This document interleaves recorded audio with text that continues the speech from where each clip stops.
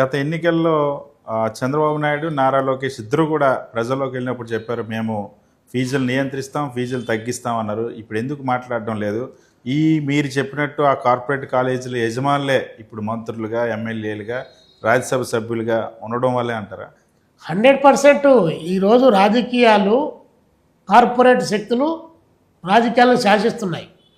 Right come corporate, ఇవి రెండు కలిసిపోయాయి. ఈ రెండు కలిసిపోయి కార్పొరేట్ శక్తులు రాజకీయాల్లోకి ప్రవేశించాయి. ఉద్యమాల్లోనో లేదా త్యాగాల్లో నుంచో 1970s 80s వరకు త్యాగాలు, ఉద్యమాలు లేదా ప్రజలకు బాసటగా నిలబడ్డాలు అవన్నీ ఉన్నాయి.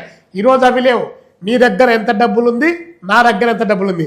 ఈయనకు సీట్ ఇచ్చే ఎన్ని వేల కోట్ల రూపాయలు ఖర్చు పెడతాడు, ఈయనకు సీట్ ఇచ్చే ఈ 40 సీట్లలో ఈయనకు ఎంపీ సీట్ ఇచ్చే ఈ ఉన్నటువంటి జిల్లాలో ఉన్నటువంటి 10-11 సీట్లకు డబ్బులు పెట్టగలరా లేదా, పార్టీ ఫండ్ ఒక 300 కోట్లు 400 కోట్లు ఇవ్వగలడా లేదా అనేటువంటిది బహిరంగ రహస్యం.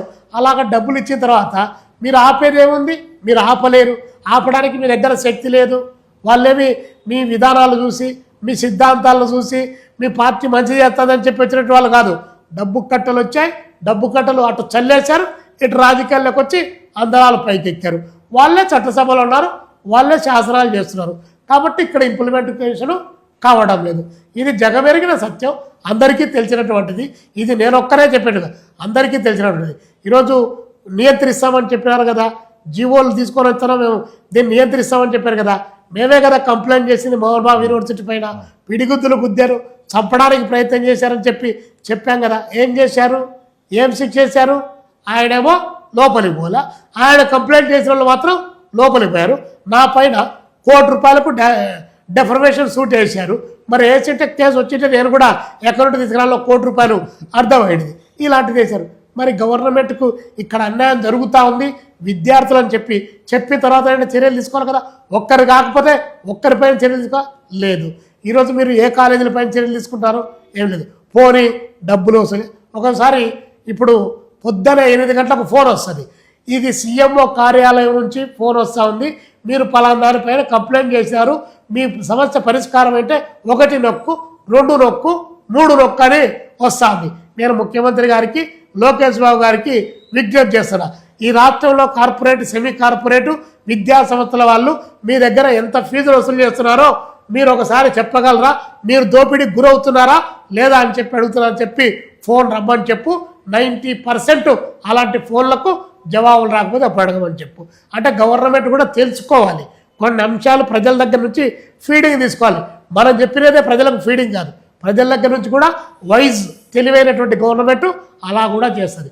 కానీ ఈరోజు లోకేష్ బాబు గారు చాలా చెప్పారు, ఇవ్వగలం పాదయాత్రలు చెప్పారు. జగన్మోహన్ రెడ్డి గారు మెడికల్ సీట్లు 50% సీట్లు అమ్ముతా ఉన్నాడు. మనం అధికారంలోకి వచ్చిన వెంటనే మొత్తం మెడికల్ కాలేజ్ అమ్మేదానికి సీట్లను ఏమాత్రం లేదు, 100% మీకే ఫ్రీ రద్దు చేస్తాను. 2 ఏళ్ళు అయింది రద్దు చేయకపోగా వచ్చిన మెడికల్ సీట్లు కూడా వచ్చినట్టు పులివెందుల ఆడ జగన్మోహన్ రెడ్డి పిల్లలు చదవలే, అవినాష్ రెడ్డి పిల్లలు చదవలే, లేకపోతే వైఎస్ఆర్సీపీ పిల్లలు ఎవరు ఆడ చదవడంలే. అది మెడికల్ కాలేజీ మొత్తం ఆంధ్రప్రదేశ్ సంబంధించినటువంటిది. అలాంటి మెడికల్ కాలేజీ ఒక రాజమకుటం లాగా దానికి కడితే కనీసం మీరు వాళ్ళపైన వ్యతిరేకతతో, ప్రజలపైన ప్రేమతోనైనా సరే ఆ పులివెందుల మెడికల్ కాలేజీని మీరు రన్ చేసి ఉండాల్సింది. 5 మెడికల్ కాలేజీలు సిద్ధంగా ఉంటే ఏమీ లేవంట, అందుకని చెప్పేసి వాటిని వద్దని చెప్పి సీట్లు ఎన్నికకి పంపించాలని చెప్పారు. మరి మీరు చెప్తున్నారే ఈ ప్రాజెక్ట్ ఇప్పుడే పూర్తి కాదు, దీన్ని మీరు ఇప్పుడు కడితే దానివల్ల ఉపయోగం లేదు, 81,000 కోట్ల రూపాయల డబ్బులు ఖర్చు అవుతుంది, మీరు ఈ ప్రాజెక్టు పూర్తయినప్పటికీ 2 లక్షల కోట్ల రూపాయలు ఖర్చు అవుతుంది, ఇబ్బంది పడతారు అని ప్రజలు చెప్తా ఉంటే, మేధావులు చెప్తా ఉంటే, ఏమీ ప్రణాళికలు లేకుండా, భవిష్యత్ ప్రణాళికలు లేకుండా ఎలా చేస్తాం? ఇక్కడ నుంచి మొదలు పెట్టుకుంటూ చేసుకుంటూ పోతే అన్ని సాధ్యమవుతాయని చెప్పేట వాళ్ళకు మరి ప్రభుత్వ రంగంలో మెడికల్ కాలేజీలు 17 మెడికల్ కాలేజీలు నిర్మాణం చేపడితే 2,500 సీట్లు విద్యార్థులకు వస్తాయి, 2,150 మందికి పర్మనెంట్ ఉద్యోగాలు వస్తాయి. దాన్ని బేస్ చేసుకొని reservation roster SC, ST, BC అగ్రవర్ణాల పేదలకు ఉపాధి అవకాశాలు దొరుకుతాయి.